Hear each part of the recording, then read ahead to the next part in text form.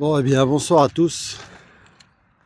Je voulais vous faire une petite vidéo, toujours sur la même thématique, en direct de cette France périphérique, où je voyage et où je réside. Ah, cette France périphérique. Oui, ça ressemble à ça. Il y a des champs.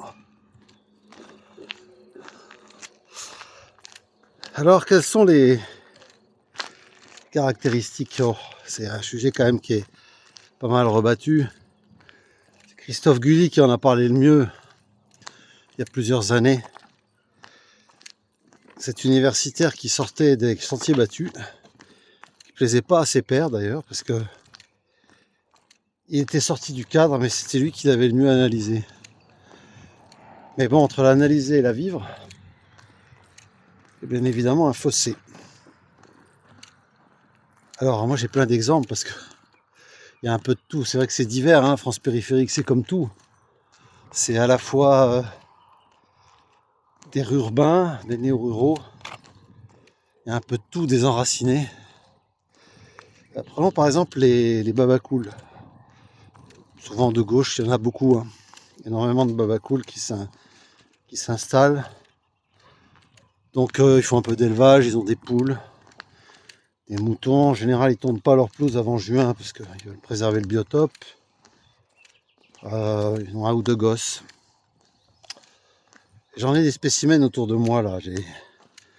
Alors c'est très étonnant parce qu'ils ont tous des caractéristiques communes qui tendent à se ressembler.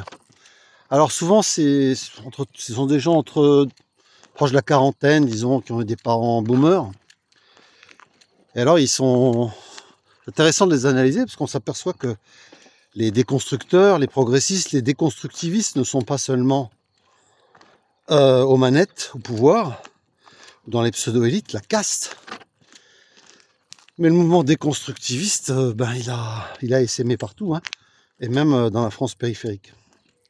Par exemple, dans ce genre de couple babacool là que je décrivais, souvent on va chercher la religion assez loin. Hein, on ne reprend pas ce qui a marché depuis des millénaires, qui a construit les cathédrales. Tout ça, on le balaye d'un revers de main. Souvent, eh bien, on va chercher des religions orientales. Le bouddhisme, en l'espèce, pour eux, je crois que c'est l'hindouisme. Alors c'est marrant parce qu'il n'y a rien qui est repris. Évidemment, tout ça a des conséquences sur les mœurs. Hein, avec souvent, on a des prénoms improbables. Puisque ça va avec l'hindouisme, on ne peut pas prendre des prénoms des saints, du calendrier. Qu'est-ce qu'on peut avoir? On a aussi une éducation à la courtoisie, à la politesse française qui n'a pas été transmise, qui a été également oblitérée, balayée d'un revers de main. Hier, je coupais l'eau chez moi et il y avait des gamines de 7-8 ans qui jouaient à 2-3 mètres de moi, hein, pendant que je bricolais mon robinet d'eau. Je les ai regardées. Elles m'ont regardé. J'ai 65 ans. Hein. Donc je pense que c'est pas à moi de dire bonjour en premier.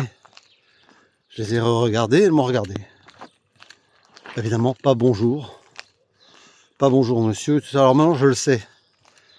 Avant je me risquais à un petit bonjour, puis j'avais pas de réponse, donc maintenant je prends plus le risque, hein, je dis plus rien. Donc voilà un peu les caractéristiques. Alors évidemment c'est convaincu par l'écologie, hein, toute la doxa qui tourne autour de la transition écologique, ça on y adhère, quoique les maisons elles sont pas au top au point de vue environnemental, hein, ça fuit pas mal au niveau des fenêtres, je pense, parce que, évidemment après ces gens-là sont rattrapés également par l'inflation et le niveau de vie qui ne suit pas, même s'ils ont une vie un peu frugale.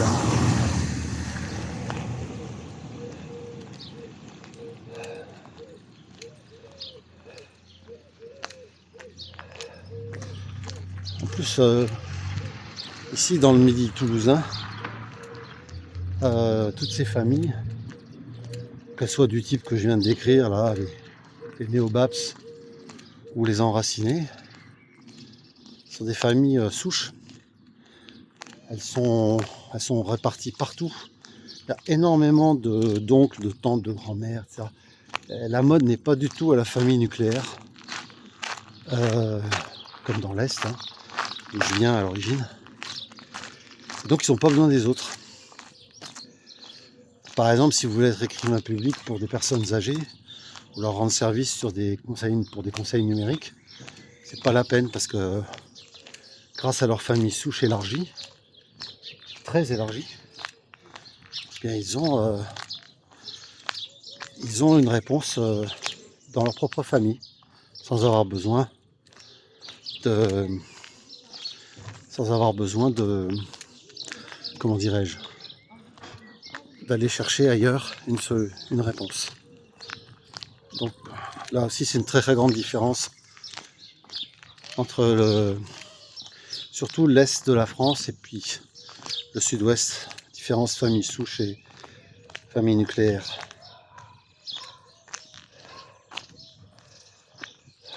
Bon, évidemment dans cette France périphérique, hein, ça bouge pas beaucoup, vous voyez. On est tranquille, donc ça effectivement les gens que je décris, ils ont aussi des qualités, hein, ils sont assez silencieux, ils font pas la fête. Ça ils nous embêtent pas, ils sont discrets. Discrets à tel point qu'ils sont pas urbains, quoi. C'est-à-dire qu'ils disent même pas bonjour. Hein. Ça fait plusieurs années que je les croise. Souvent le regard est détourné, on regarde ses chaussures. Bon, un mélange de, ouais, un mélange de ruralité et de paysans méfiants et de perte de tout ce qui faisait le ciment social, la politesse, la courtoisie, l'urbanité en général.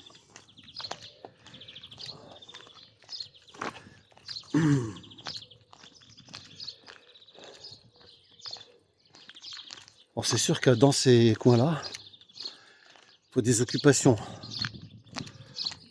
Alors, grâce à Internet, on peut en avoir. Bon, moi, c'est plutôt la moto, donc je bricole ma moto, puis je bricole aussi mon domicile, mais grâce aux achats en ligne, je peux avoir assez rapidement ce dont j'ai besoin, sans passer par les artisans qui sont souvent, vous voyez ici, il y a encore des maisons à vendre. Voilà, des artisans qui se font souvent prier pour venir ou qui viennent pas, qui n'ont pas tellement besoin, pour l'instant, peut-être que ça va changer, d'avoir des contrats. Je pense qu'ils en ont assez. Et puis tout marche par le bouche à oreille. Et par ces familles que beaucoup de gens se connaissent. Donc heureusement qu'on a la fibre.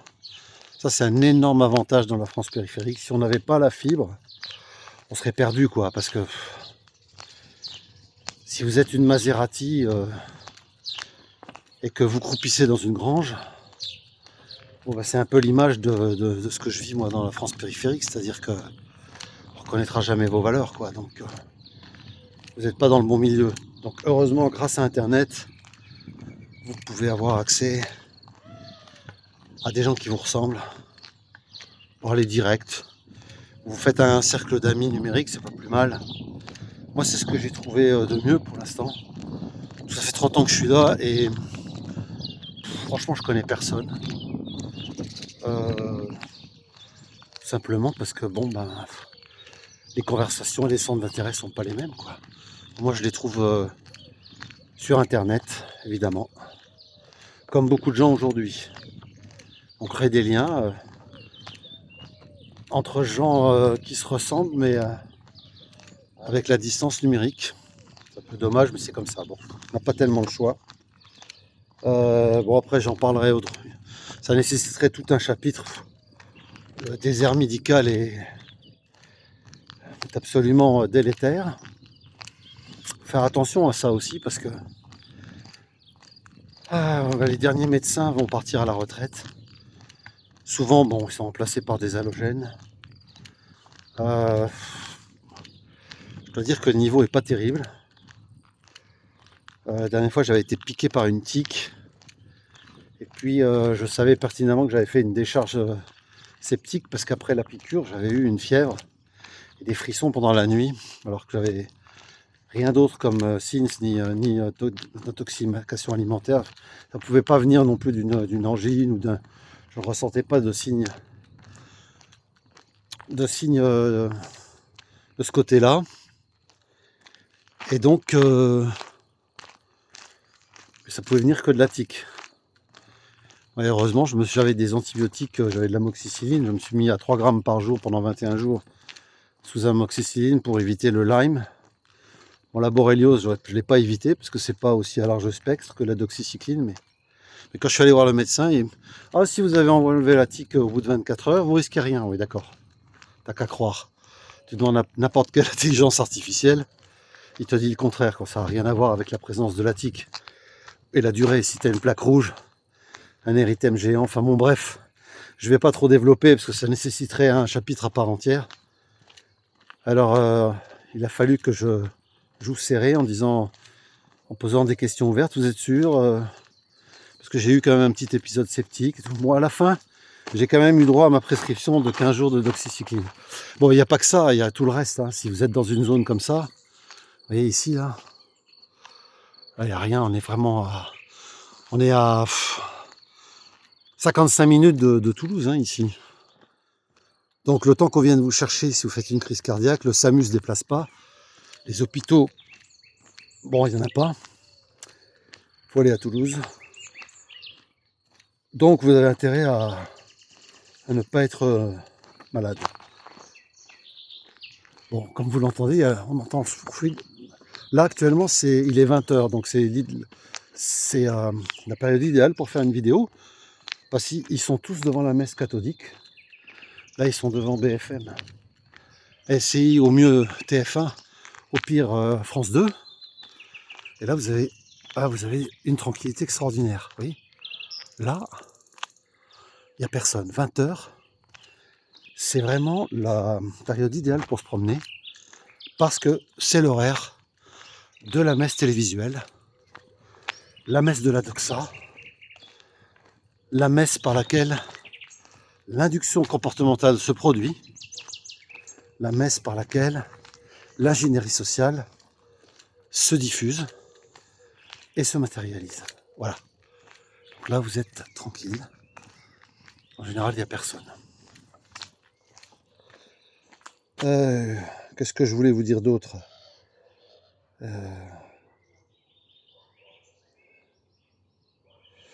Oui, alors je conclurai effectivement sur le fait que dans ces coins-là, vous rencontrez peu de gens qui sont véritablement au fait de la marche du monde. Vous ne pouvez pas le savoir parce que de toute façon, ça discute pas. Alors, vous pouvez pas savoir. Alors, il y a quelques paysans, un ouvrier agricole que je connais qui est sympathique. Mais bon, lui aussi, il a les inconvénients de sa condition. Mais au moins, c'est quelque chose qu'on sait depuis les films de Pagnol sur le papé. Donc, peut-être pas dedans, mais assez roué, assez malin. En tout cas, malin et doué pour la survie. Donc, pas au courant effectivement des choses du monde, ou quand même un petit peu. Mais pour le reste, j'en doute.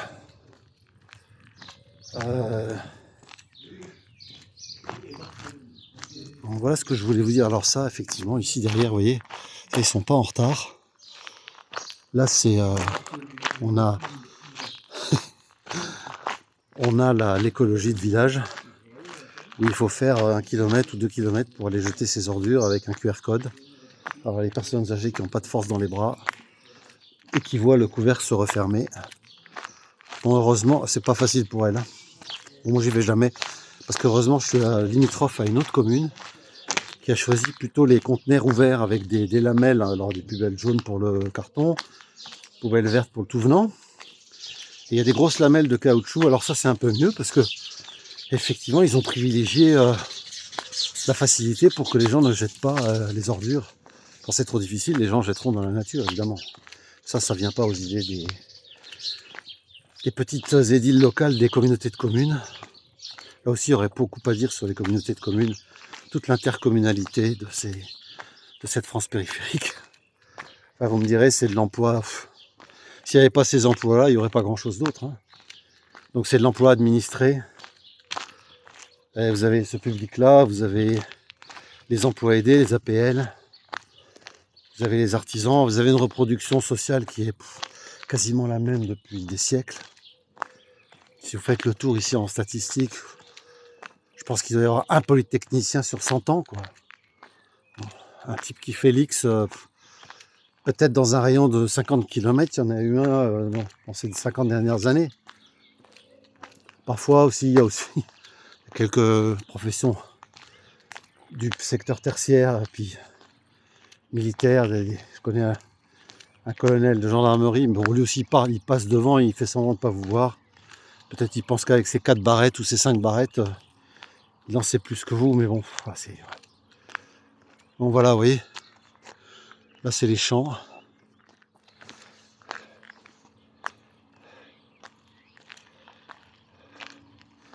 Et je conclurai aussi sur la vision de la France du sud-ouest. Alors c'est pas le sud-ouest, c'est très localisé à ici. Souvent quand vous voyez des plaques du sud-ouest ou de Haute-Garonne, ils ne dépassent pas Montauban en fait. Pour eux la France c'est Montauban, grandement Limoges. Châteauroux c'est carrément le pôle Nord, quoi. Donc voilà un peu les caractéristiques du coin. Je conclurai quand même sur un avantage, c'est que si on veut trouver des circuits courts dans le coin, on peut. Il y a des très bonnes fermes. Et ça, il faut reconnaître que les babacools, en général, ils savent s'organiser.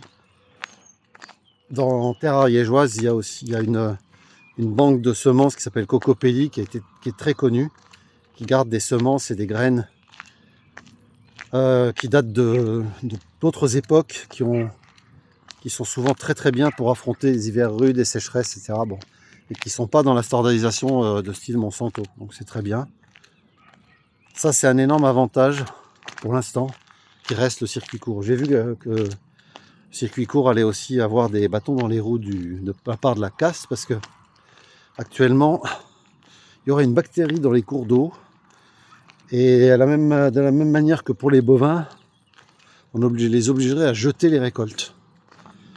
Donc ça aussi, ça pourrait faire l'objet d'une vidéo plus tard. Et voilà, sur ces quelques constats, je vais vous laisser. Il est samedi soir, c'est un samedi soir en France périphérique. Et pas un samedi soir sur la terre, comme disait Cabrel.